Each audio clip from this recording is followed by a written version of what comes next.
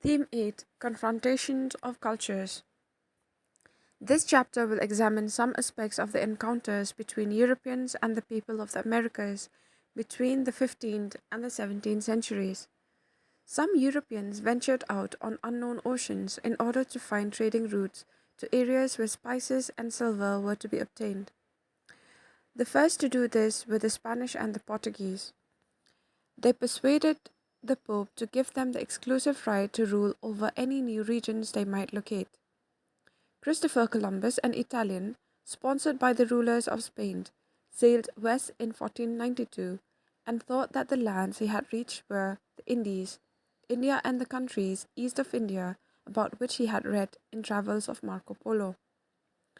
Later, exploration indicated that the Indians of the New World actually belonged to different cultural groups and were not part of Asia. Two types of culture were to be found in Americas. There were small subsistence economies in Caribbean region and in Brazil. There were also powerful monarchical systems based on well-developed agriculture and mining. These, like the Aztecs and Mayas of Central America and the Incas of Peru, also had monumental architecture. The exploration and later the settlement of South America were to have disastrous consequences for the native people and their cultures. It also marked the beginning of the slave trade, with Europeans selling slaves from Africa to work in plantations and mines in the Americas. European conquests of the people of America were accompanied by the ruthless destruction of their manuscripts and monuments. It was only in the late 19th century that anthropologists began to study these cultures. Still, later archaeologists found the ruins of these civilizations. The Inca city of Machu Picchu was rediscovered in 1911. Recently, photographs taken from the air have shown traces of many cities now covered by forest. By contrast, we know the European side of the encounters in great detail. The Europeans who went to the Americas kept logbooks and diaries of their journeys. They are records left by officials and Jesuit missionaries. Europeans wrote about their discovery of the Americas, and when histories of the countries of America were written, these were in terms of European settlements with little reference to the local people. People have been living in North and South America and nearby islands for thousands of years, and many migration from Asia and from the South Sea Islands have taken place over time. South America was and still is in parts densely forested and mountainous, and the Amazon, the world's largest river, flows through miles of dense forest. In Mexico, in Central America, there were densely settled areas of habitation along the coast and in the plains, while elsewhere villages were scattered over forested areas.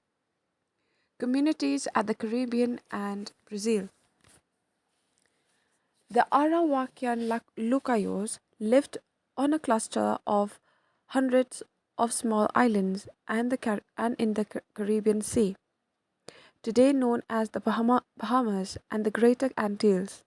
They had been expelled from the Lesser Antilles by the Caribs, a fierce tribe.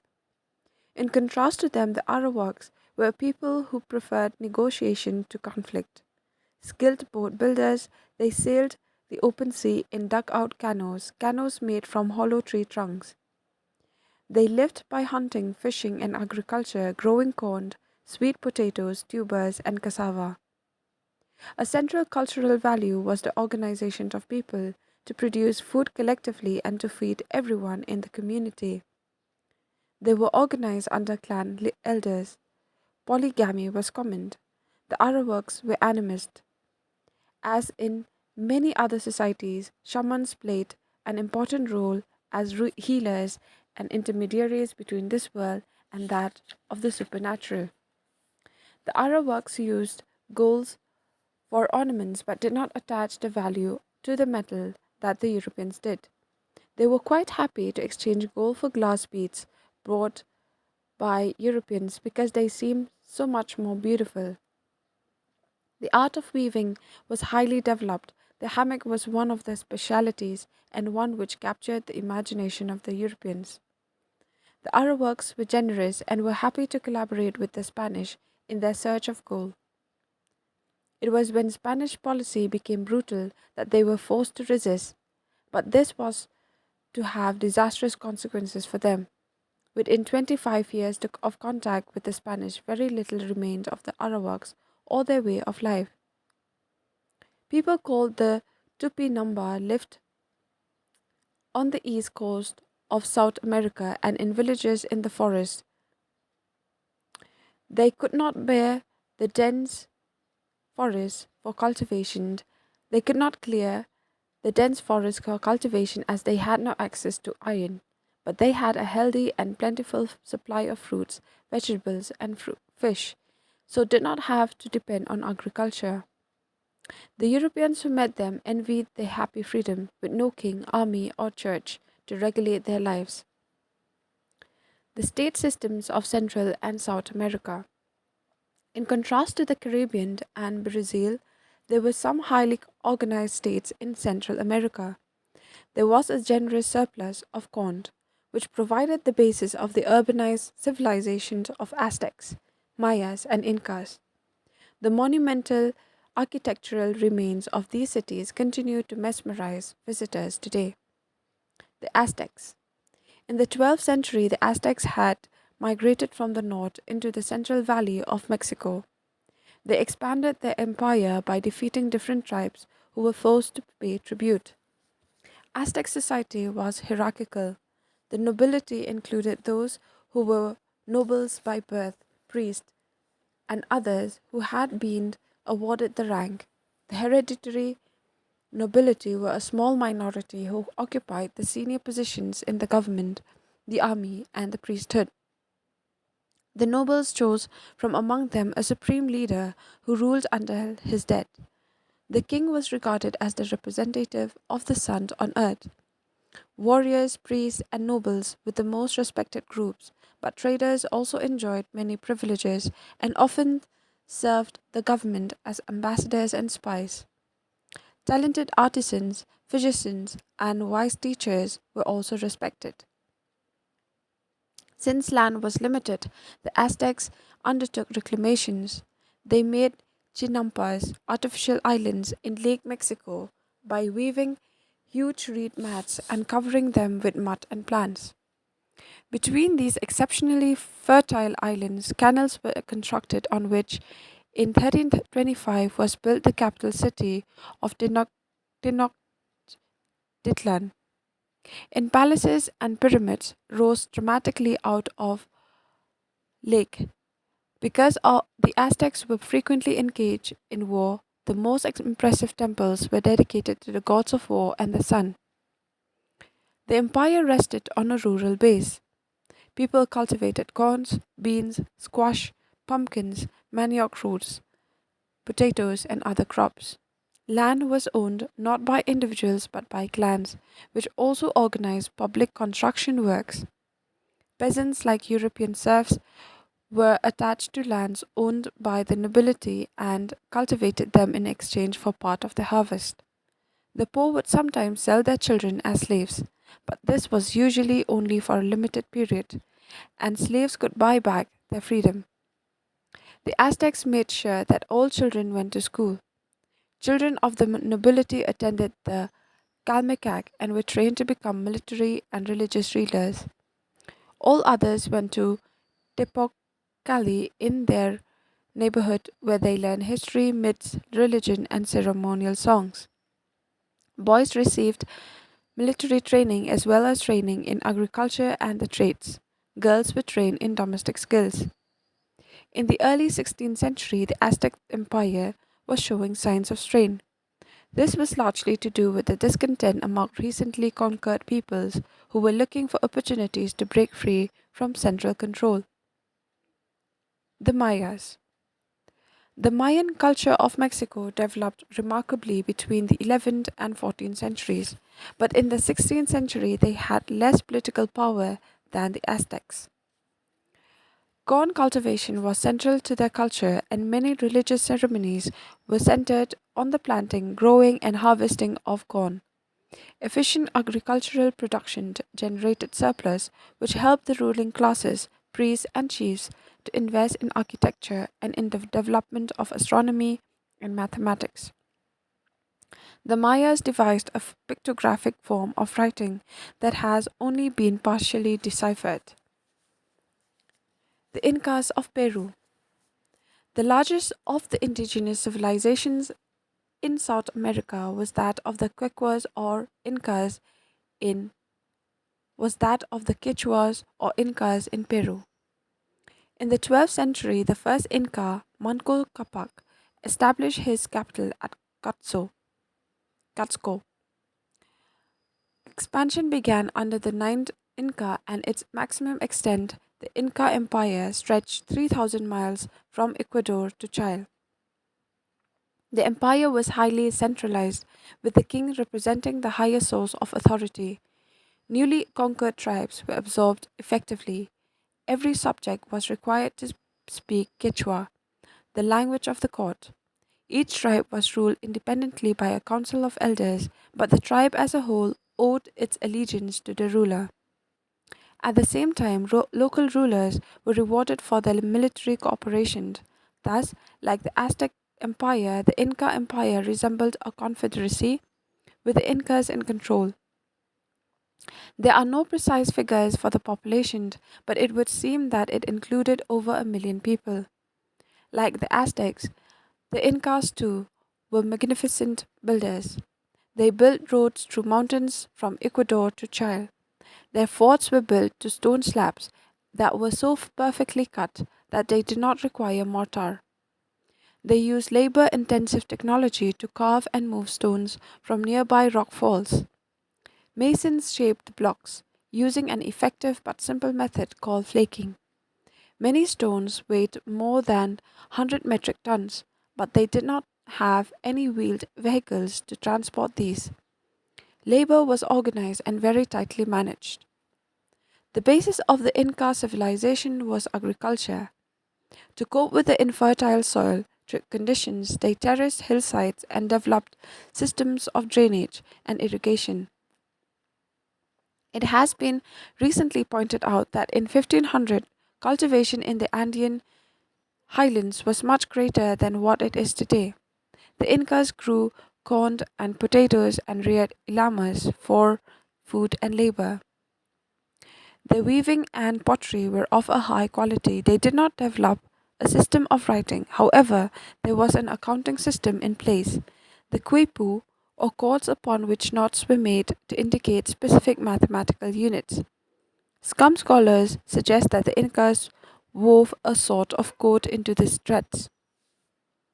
The organization of the Inca Empire with its pyramid like structure meant that if the Inca chief was captured, the chain of command could quickly come apart. This was precisely what happened when the Spaniards decided to invade their country. The cultures of the Aztecs and Incas had certain features in common but were very different from European culture. Society was hierarchical, but there was no private ownership of resources by a few people as in Europe. Though priests and shamans were accorded as exalted status, and large temples were built in which gold was used ritually, there was no great value placed on gold or silver. This was also in marked contrast to contemporary European society. Most visitors today wonder at the arts and skills of the Incas. However, there are some like the Chilean poet Neruda who thought of the hours of hard work that thousands of people must have been forced to put in. And all that to achieve such levels of agricultural output, such remarkable architecture, and such exquisite crafts in this difficult environment. The hilltop town of Machu Picchu, it escaped the notice of the Spaniards and was therefore not destroyed. Look at me, from the depths of the earth, tiller of fields, weaver, reticent shepherd. Mason high on your treacherous scaffolding, icement of Andean tears. Jewelers with crushed fingers, farmer anxious among its seedlings, potter wasted among its clays, bring to the cup of this new life your ancient buried sorrows. Show me your blood and your furrow. Say to me, here I was couched, because a gem was dull, or because the earth failed to give up in its time its city of corn or stone. Pablo Neruda, The Heights of Machu Picchu, 1943.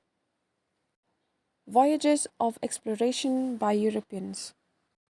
The people of South America and the Caribbean got to know of the existence of European people when the latter began to sail across the Atlantic Sea. The magnetic compass, which helped identify the cardinal points accurately, had been known since 1380, but only in the 15th century did people use it when they ventured on voyages into unknown areas.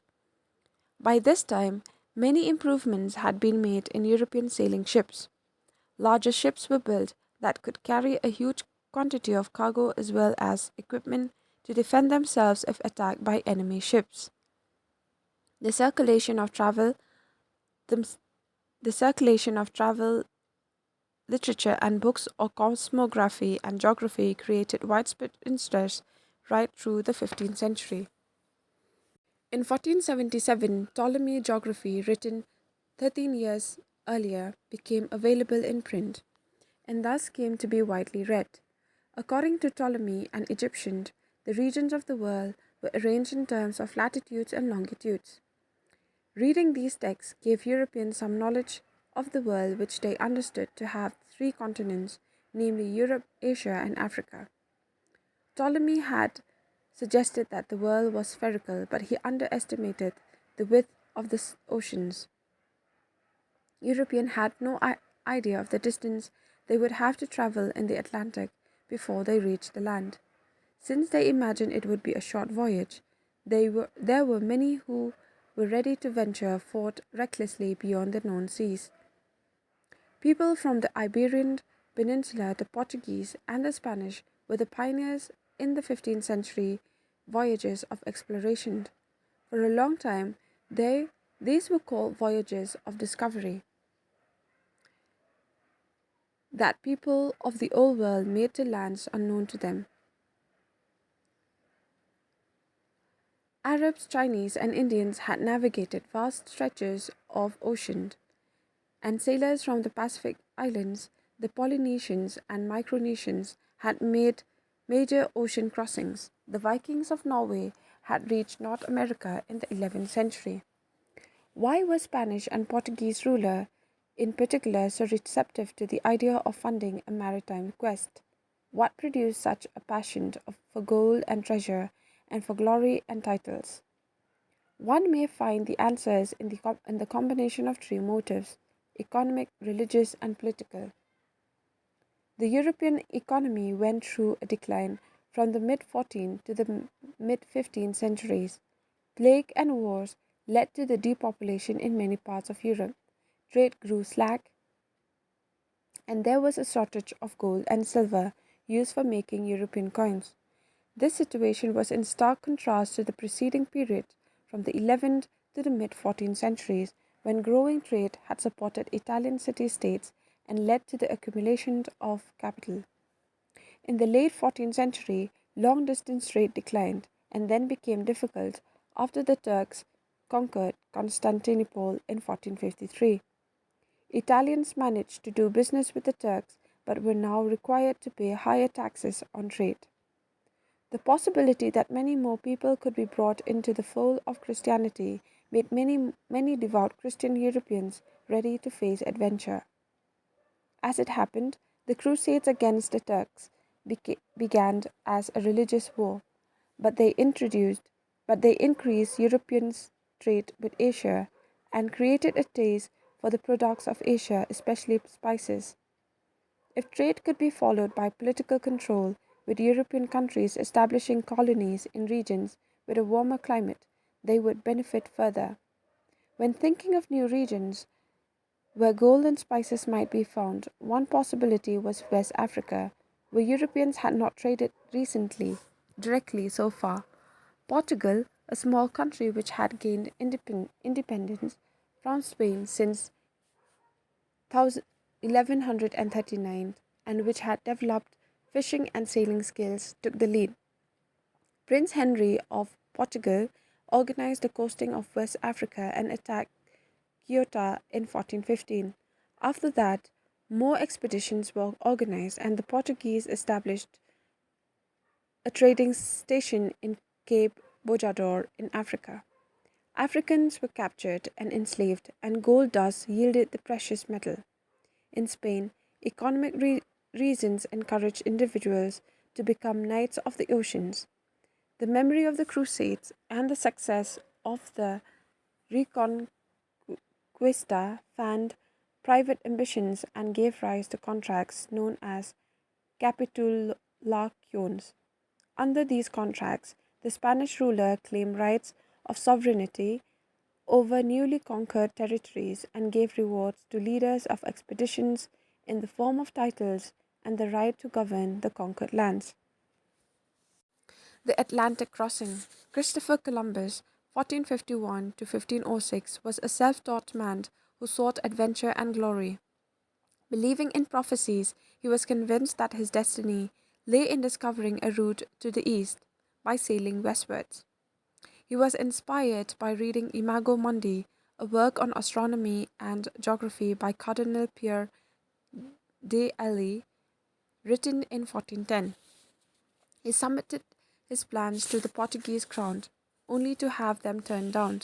He had better luck with the Spanish authorities, who sanctioned a modest expedition that set sail from the port of Palos on 3rd August 1492. Nothing, however, prepared Columbus and his crew for the long Atlantic crossing that they embarked upon, or for the destination that awaited them. The fleet was small, consisting of a small now called Santa Maria and the two caravels, small lightships named Pinta and Nina.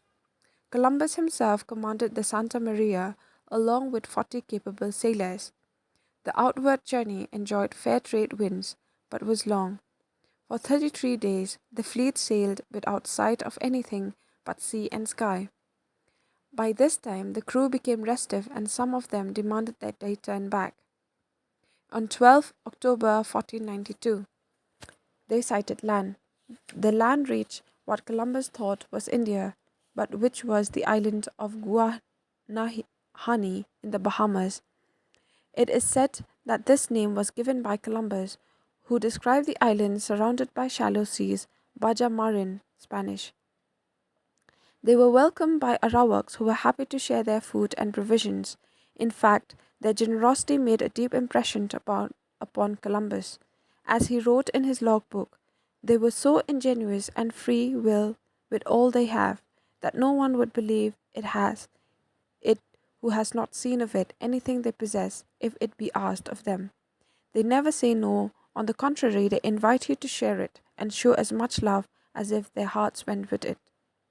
Columbus planted a Spanish flag in Guanahani, which he renamed San Salvador, held a prayer service, and without consulting the local people proclaimed himself viceroy. He enlisted their cooperation in pressing forward to the larger islands of Cubanascan, Cuba, which he thought was Japan, and Quisqueya, renamed Hispaniola, today divided between two countries, Haiti and Dominican Republic. Gold was not immediately available, but the explorers had heard that it could be found in Hispaniola, in the mountain streams in the interior. But before they could get very far, the expedition was overtaken by accidents and had to face the hostility of the fierce Carib tribes. The men clamored to get back home. The return voyage proved more difficult as the ship were worm-eaten and the crew tired and homesick. The entire voyage took 32 weeks. 3 more voyages followed, in the course of which Columbus completed the explorations in the Bahamas and Greater Antilles, the South American mainland and its coast. Subsequent voyages revealed that it was not the Indies that the Spaniards had found, but a new continent. Columbus' achievement had been to discover the boundaries of what seemed like infinite seas and to demonstrate the 5-week sailing with the trade wind took one to the other side of the globe. Since places are often given the names of individuals, it is curious that Columbus is commemorated only in a small district in USA and in a country in northwestern South America, Colombia, though he did not reach either of these areas. The two continents were named after Amerigo Vespucci, a geographer from Florence who realized how large they might be and described them as the New World. The name America was first used by a German publisher in 1507. Spain establishes an empire in America. Spanish expansion was based on a display of military strength with the use of gunpowder and of horses. The local people were compelled either to pay tribute or to work in gold and silver mines. The initial discovery was typically followed by establishing a small settlement, peopled by a few Spaniards who supervised the labor of the local inhabitants. Local chieftains were enlisted to explore new lands and hopefully more sources of gold. The greed for gold led to violent incidents, provoking local resistance. The Spanish friar Bartolomé de las Casas, the most severe critic of the Spanish conquerors, observed that the Spanish often tested their swords on naked flesh of the Arawaks. To military repression and forced labor was added the ravages of the disease. The diseases of the Old World, particularly smallpox, wreaked havoc on the Arawaks whose lack of immunity resulted in large-scale deaths. The local people imagined these diseases were caused by individual invisible bullets with which the Spaniards attacked them. The extinction of Arawaks and all traces of their way of life is a silent reminder of their tragic encounter with Spaniards. The expeditions of Columbus were followed by a sustained and successful exploration of Central and South America. Within a half century, the Spanish had explored and laid claim to a vast area of the Western Hemisphere from approximately latitudes 40 degrees north to 40 degrees south without anyone challenging them. Before this, the Spanish conquered lands of two great empires on region. This was largely the work of two individuals, Hernan Cortes, 1488 to 1547, and Francisco Pizarro, 1478 and 1541. The explorations were financed by members of the landed gentry in Spain, officials of municipal councils, and noblemen. Those joining the expeditions supplied their own equipment in exchange for a share of the booty they expected from the conquest. Cortes and Aztecs. Cortes and his soldiers, called conquistadores, conquered Mexico swiftly and ruthlessly. In 1519, Cortes set sail from Cuba to Mexico, where he made friends with the Totonacs, a group who wanted to secede from Aztec rule. The Aztec king Montezuma sent an official to meet him.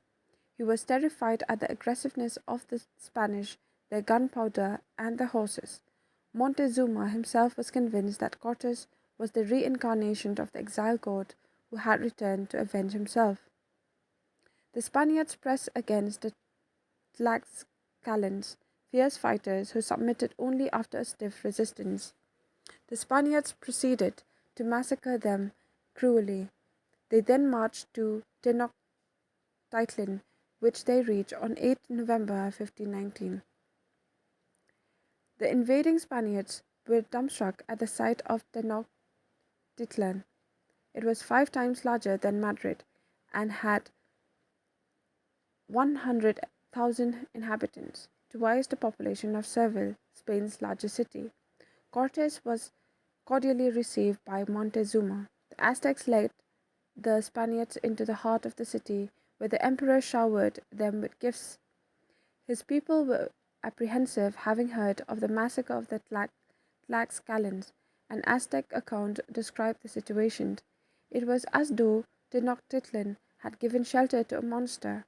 The people of Tenochtitlan felt as if everyone had eaten stupefying mushrooms, and as if they had seen something astonishing.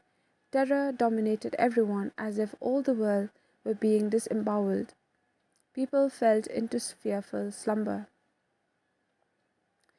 Bernard Diaz wrote, "And when we saw all those cities and villages built in the water, and other towns and on dry lands, and that straight and level causeway leading to Mexico City, we were astounded. These great towns and buildings rising from the water, all made of stone, seemed like an enchanted vision from the tale of Amadis. Indeed, some of our soldiers asked whether it was not a dream." Dona Marina. Bernard Diaz del Castillo wrote in his True History of the Conquest of Mexico that the people of Tabasco gave Cortes a woman attendant called Dona Marina. She was fluent in three local languages and was able to play a crucial role as interpreter for Cortes. This was great beginning for our conquest, and without Dona Marina we could not have understood the language of New Spain and Mexico. Diaz thought she was a princess, but the Mexicans called her Malinche, a word meaning betrayal. Malinchista means someone who slavishly copies the costumes and language of another people. The fears of the Aztecs proved to be well founded. Cortes, without any explanation, placed the emperor under house arrest and attempted to rule in his name. In an attempt to formalize the emperor's submission to Spain, Cortes installed Christian images in Aztec temple Montezuma. On his part, suggested a compromise and placed both Aztec and Christian images in the temple. At this point, Cortes had to leave his deputy in charge and hurry back to Cuba. The high handedness of the Spanish occupation and their incessant demands for gold provoked a general uprising. Alvarado ordered a massacre during the Aztec Spring Festival of Huitzilopochtli. When Cortes returned on 25th June 1520, he had on his hands a full blown crisis. The causeways were cut, the bridges taken away from the net closed. The Spaniards faced acute shortages of food and drinking water. Cortes was forced to retreat. Around this time, Montezuma died under mysterious circumstances. The Aztecs continued to fight the Spaniards. 600 conquistadores and many more of their Tlaxcalan allies were killed in what is known as the Night of Tears. Cortes was forced to retreat to Tlaxcala to plan his strategy against the newly elected king Cuauhtemoc. By then, the Aztecs were dying from the dreaded smallpox which had come with the Europeans. With just 180 soldiers and 30 horses, Cortes moved into Tenochtitlan as the Aztecs prepared for their final stand. The Aztecs thought they could see omens foretelling that the end was near, but because of this, emperor chose to give up his life. The conquest of Mexico had taken 2 years. Cortes became Captain General of New Spain in Mexico and was showered with honors by Charles V. While Charles V. From Mexico, the Spaniards extended their control over Guatemala, Nicaragua, and Honduras. Pizarro and the Incas. Pizarro, in contrast to Cortes, was uneducated and poor when he joined the army and found his way to Caribbean islands in 1502. He had heard stories about Inca kingdom as a land of silver and gold. He made repeated attempts to reach it from the Pacific. On one of his journeys back home, he was able to meet the Spanish king and show him beautifully designed gold jars of Inca workmanship.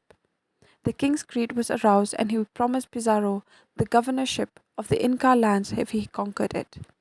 Pizarro planned to follow Cortes' method, but was disconcerted to find that the situation of Inca Empire was different. In 1532, Atahualpa secured the throne of Inca Empire after a civil war. Pizarro arrived on the scene and captured the king after setting a trap for him. The king offered a roomful of gold as ransom for his release, the most extravagant ransom recorded in history. But Pizarro did not honor his promise. He had the king executed and his followers went on a looting spree. This was followed by the occupation of the country. The cruelty of the conquerors provoked an uprising in 1534 that continued for 2 years. during which time thousands died in war and due to epidemics. In another 5 years, the Spanish had located the vast silver mines in Potosi, in Upper Peru, modern Bolivia, and to work these, they made the Inca people into slaves. Cabral and Brazil. The Portuguese occupation of Brazil occurred by accident. In 1500, a grand procession of ships set out from Portugal for India, headed by Pedro Alvarez Cabral. As it happened, this eastern part of South America was put in the section assigned on the map to Portugal by the Pope, so they regarded it as indisputably theirs. The Portuguese were more eager to increase their trade with Western India than with Brazil, which did not promise any gold, but there was one natural resource there which they exploited: timber. The Brazil wood tree, after which the Europeans named the region, produced a beautiful red dye. The natives readily agreed to cut the trees and carry the logs to the ships in exchange for iron knives and saws, which they regarded as marvels. For one sickle knife or comb, they would bring loads of hens, monkeys, parrots, honey, wax, cotton thread, and whatever else these people had. Why do you people, French and Portuguese, come from so far away to seek wood? Don't you have wood in your country? A native asked a French priest. At the end of their discussion, he said, I can see that you are great madmen. You cross the sea and suffer great inconvenience and work so hard to accumulate riches for your children. Is the land that nourish you not sufficient to feed them too? We have fathers, mothers, and children whom we love, but we are certain that after that, the land that nourish us will also feed them. We therefore rest without further cares. This trade in timber led to fierce battles between Portuguese and French traders. The Portuguese won because they decided to settle in and colonize the coast. In 1534, the King of Portugal divided the coast of Brazil into 14 hereditary captaincies. To the Portuguese who wanted to live there, he gave land ownership rights and the right to make the local people into slaves. Many Portuguese settlers were veterans of the wars in Goa, in India, and were brutal to the local people. In the 1540s, the Portuguese began to grow sugarcane on large plantations and built mills to extract sugar, which was then sold in Europe. In this very hot and humid climate, they depended on the natives to work the sugar mills. When the natives refused to do this exhausting and dreary work, the mill owners resorted to kidnapping them to work as slaves. The narrators kept retreating into the forest The natives kept retreating into the forest to escape the slavers, and as time went on, there were hardly any native villages on the coast. Instead, there were large, well laid out European towns. Plantation owners were then forced to turn to another source for slaves, West Africa. This was contrast to the Spanish colonies. A large part of the population in Aztec and Inca empires had been used for laboring into mines and fields, so the Spanish did not need to formally enslave them or to look elsewhere for slaves. In 1549, a formal government under the Portuguese king was established, with the capital in Bahia, Salvador. From this time, Jesuits started to go out to Brazil. European settlers disliked them because they argued for humane interaction with the natives, ventured into the forest to live in villages, and sought to teach them Christianity as a joyous religion. Above all, the Jesuits strongly criticized slavery, conquest, colonies, and the slave trade. What had begun as uncertain voyages came to have lasting consequences for Europe, the Americas, and Africa. From the 15th century, European maritime projects produced knowledge of continuous sea passages from ocean to ocean. Because of this, most of these passages had been unknown to Europeans. Some were not known to anyone. No ship had penetrated the Caribbean or the Americas. The South Atlantic was wholly unexplored. No seagoing ship had ever entered its waters, much less crossed it or sailed from it to the Pacific or the Indian Ocean. In the late 15th and early 16th centuries, all these feats were accomplished. For Europe, the discovery of the Americas had consequences for others besides the initial voyages. The influx of gold and silver helped further expansion of international trade and industrialization. Between 1560 and 1600, 100 ships each year carried silver from South America's mines to Spain, but it was not Spain and Portugal that benefited. They did not invest their huge income in further trade or in building up a merchant navy. Instead, it was the countries bordering the Atlantic, particularly England, France, Belgium, and Holland, that took advantage of the discoveries. Their merchants formed joint stock companies and sent out trading expeditions, established colonies, and introduced Europeans to the products of the New World, including tobacco, potatoes, cane sugar, cacao, and rubber. Europe also became familiar with new crops from America, notably potatoes and chilies. These were then taken by Europeans to other countries like India. For the native people of the Americas, the immediate consequences were the physical decimation of local populations, the destruction of their way of life, and the enslavement in mines, plantations, and mills. Estimates indicate that pre conquest Mexico had a population of between 30 and 37.5 million. The Andean region, a similar number, while the Central American had between 10 and 13 million. The natives on the eve of arrival of the Europeans totaled 70 million. A century and a half later, they had reduced to 3.5 million. Warfare and disease were primarily responsible for this. The sudden destruction of the two major civilizations, those of Aztecs and the Incas, in America highlights the contrast between the two cultures in combat. Both in with the Aztecs and the Incas, the nature of warfare played a crucial role in terrorizing local inhabitants psychologically and physically. The contest also revealed a fundamental difference in values. The Spanish avarice for gold and silver was incomprehensible to the natives. The enslavement of the population was a sharp reminder of the brutality of the encounter. Slavery was not a new idea, but the South American experience was new in that it accompanied the emerging capitalist system of production. Working conditions were horrific, but the Spanish regarded the exploitation as essential to their economic gains. The silver mines in Peru began to function in the 1550s, and the monk Dominigo de Santo Tomas reported to the Council of Indies that the Potosi was a mouth of hell which swallowed Indians by the thousands every year, and the greedy mine owners treated them like stray animals. In 1601, Philip II of Spain publicly banned forced labor but made arrangements by a secret decree for its continuation.